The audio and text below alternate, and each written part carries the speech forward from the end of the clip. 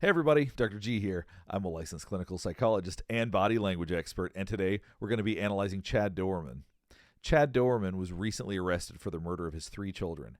He's since pled not guilty despite admitting to the murders and also admitting to planning the murders from what has been reported. What we're going to be looking at today is various segments of his body language. We're going to look at the body cam footage as well as him in court.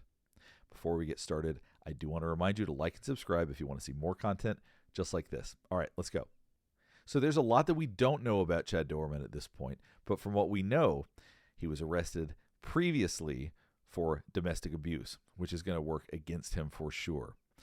There's also been reports from his father that he quote-unquote snapped, that he believes that's what happened from what I have read. There's still a lot of information for us to find out, but let's see what we can glean, what information we can better understand about him by watching some of his footage. Let's jump right into this body cam footage from the day of his arrest.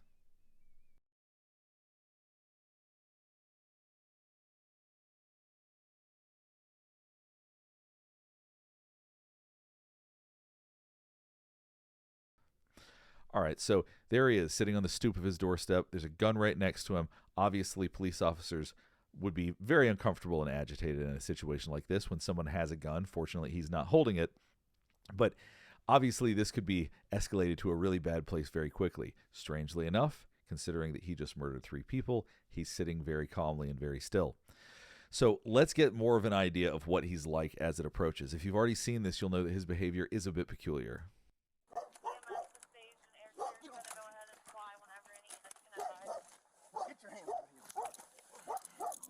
So I think anybody watching this immediately would react to the fact that he was just sitting there waiting for the police when they got there. He wasn't holding his gun. He didn't really say anything. Right now, he seemed to be maybe resisting a tiny bit, but not much. Essentially, he's just letting himself get arrested. Let's keep watching. That's the shooter. He's not complying. They need to take care of the I got it. victims. They have to shoot him and shoot him. Man, I ain't trying to hurt nobody. I'm completely sober. Never did drugs a day in my life. 21. Get the EMS over. All right, I believe you could just hear him talking. I'm going to try to tell you what he said. It's a little bit hard to understand.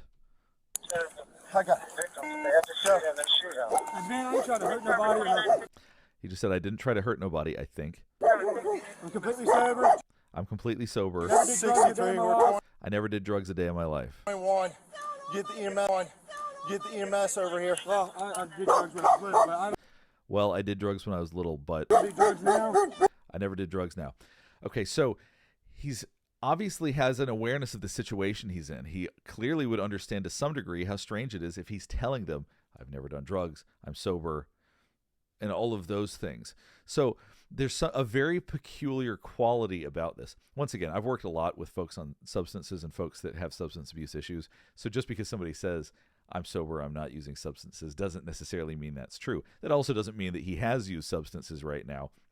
I'm not suggesting that he has, but I'm just letting you know what he's saying. I'm not saying that that means that what he's saying is in fact truthful or correct. I'm sober. I'm not trying to fight you. I'm sober and I'm not trying to fight you, okay? 63. Get your butt inside. Yell. And he's yelling at the dog now, which I guess because he doesn't want the dogs to bother the police, he's yelling at the dog to go inside. Get your butt inside. We on primary? Now. 29. We got 3 kids down. And what a horrifying situation this is. The children are in the front yard, or at least one of the children is, and that's blacked out right now. So the bizarreness of this situation cannot be overstated. What are you doing, man? Hey, are you copying all this? Can I roll over? I ain't gonna. The level of casualness about this is remarkable. Even if he had some sort of break, even if he was psychotic, like the level of calmness here is shocking. He seems so detached from what's going on, but at the same time, he is showing an awareness of what's happening. He is showing awareness that these are police. He's interacting with them, making sure that he's telling them, I'm sober, I'm not on drugs, and all of these things. So it's a very peculiar situation. I'm gonna hurt you. I ain't gonna hurt nobody. You got anything on you? No, I ain't got nothing, man. Phone, that's it. I ain't mad. I ain't nothing. That dog don't come out. I don't think he'll bite you. Just don't reach for him and try to grab him and pet him. All right. He won't bite you.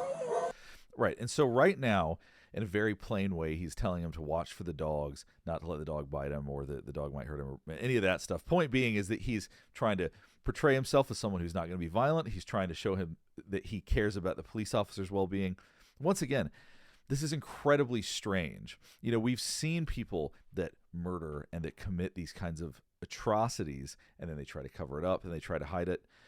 The question is, what was the motive in this situation? We're going to get more to that in terms of what we know now, but this continues to be perplexing from any psychological standpoint, whether it's somebody that's a psychopath or whether it's somebody that's on substances or it's somebody that is psychotic. The whole thing is quite strange. What's going on, man? Nothing. Can I stand up? It's kind of uncomfortable. I'm gonna I get ain't you gonna here do in a nothing. I ain't running second. away. You can do whatever you want with me.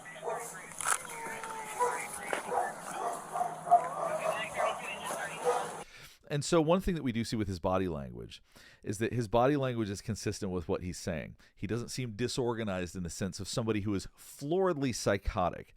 They can be disorganized to the point where there's things that we see that don't make sense. They may say things that don't make any sense. Right now, he is coherent. He's connecting. That doesn't mean that he doesn't have some psychotic process going on, but he's not demonstrating some sort of psychosis that would make you think he doesn't know the difference between right and wrong. And that's one of the hurdles that they're going to have to overcome, I would think, in court. Because in Ohio, where this happened, I do believe that not guilty by reason of insanity is a legitimate defense there. And I can only assume that that's the only possible defense, I would think, at this point, considering he's admitted to doing it, his wife observed him do it. Like, there's no question whether or not he murdered these children. The question is, what would be a defense for that? Can I stand up? It's kind of uncomfortable. I'm gonna I get ain't you gonna here do in a nothing. I ain't running second. away. You can do whatever you want with me. Now, I've worked with people that were psychotic before. I've worked with people in the midst of being psychotic, and they don't always come across as disorganized and not making sense. The most important part to consider when it comes to what is going on, if you're thinking about whether or not he is psychotic, whether or not he's detached from reality, is the fact that people that are psychotic, there are different levels of psychotic process. The cornerstone of psychosis is delusion. So in other words, a fixed false belief. They believe something that is not just untrue, but it is completely untethered to reality, and it is impenetrable. You cannot change that belief that they have.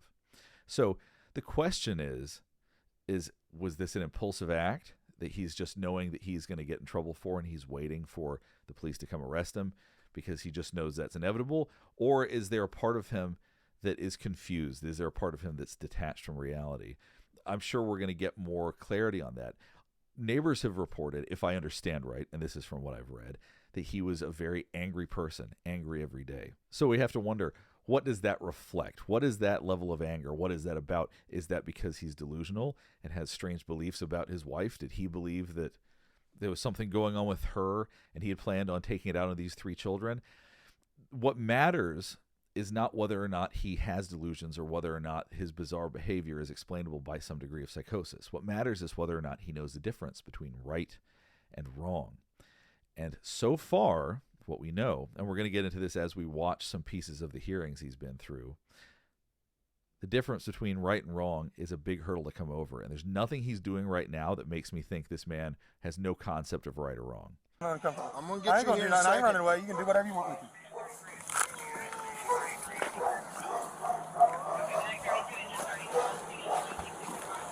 Sit down right here. My daughter, she ran over to the fire department. Sit down. It's my stepdaughter. Put him in. So the interesting thing about his behavior right now, he's continuing to explain what's going on. He has a lot of awareness about what happened. His stepdaughter ran off to the fire department. This is what we oftentimes see in domestic violence situations, is where, and I've talked about this in a video I did on Brian Laundrie, when a perpetrator is confronted by police, when they are in trouble, so to speak, they try to be very easy to get along with. They try to be like, hey guys, everything's fine. They try to act overly natural. This kind of behavior could be a simple manipulation that we see oftentimes with domestic abuse, which is, I'm going to try to be really easy to get along with. There has to be some kind of separation from the reality of what's happened in order to maintain this level of calm.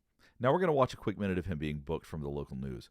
This will not be a lot of footage, but I wanted you to see a couple of things that tell us a little bit about what's going on. All right, let's go. Actions that he had with the deputy while he was waiting to go through the booking process. Have you ever been here before?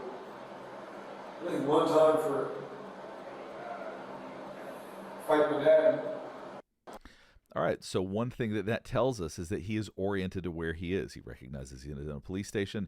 He recognizes the situation. That's significant. Don't be doing that, man. Don't be beating your head on the wall, okay? Yeah. All right, so now, as you see, he just hit his head on a wall. Once again, that goes back to some strange behavior. I don't know what the intention of that was, but it's still peculiar. And that's the kind of stuff that we have to look out for, more peculiar behavior. So now we're going to watch a little bit of his bond hearing. Obviously, this would have been after the murders had occurred, but it was very shortly after this had occurred. Thank you, Mr. So obviously his posture is a little bit peculiar. He's overly upright. The eyes just straight forward, stationary, little expression. His eyes are raised, which we oftentimes associate with surprise, but it wasn't like a spontaneous eye raise. They're just staying there. So I don't think that has so much to do with surprise. Incomprehensible cruelty, the father that stands before you lined up. So what we see now is Chad Doerman starting to tear up. And the question is always, is this authentic? Are these real tears? Is this somebody faking it? Let's watch a little bit more, and I'll give you my impressions as we go. Up his 3 young boys, and he executed them in his own home with a rifle. They were ages 3, 4, and 7, Judge. In an act of desperation. It's so interesting because it seems like he is trying to not react, or else there is something that is disconnected with the way that this man is operating. The fact that he looks more unusual today than he did the day he was arrested, and I think that that's worth noting. And again, we know from his admission, father hunted that boy down, drug him back to the property, and executed him in front of witnesses.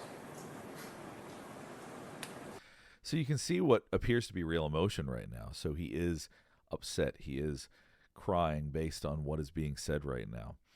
Does that mean anything deeply as far as his culpability in terms of what he did? No, of course not. But it's interesting that he's having a real reaction, because we've seen people try to fake tears or act like they're crying and they can't get any tears to come out. He does genuinely seem upset right now. And also, once again, he almost hasn't moved this whole time. He's just staring straight forward. And I don't think that's an intentional way to try to hide his body language. We see that sometimes where people will try not to move. I don't think that he has that level of awareness right now.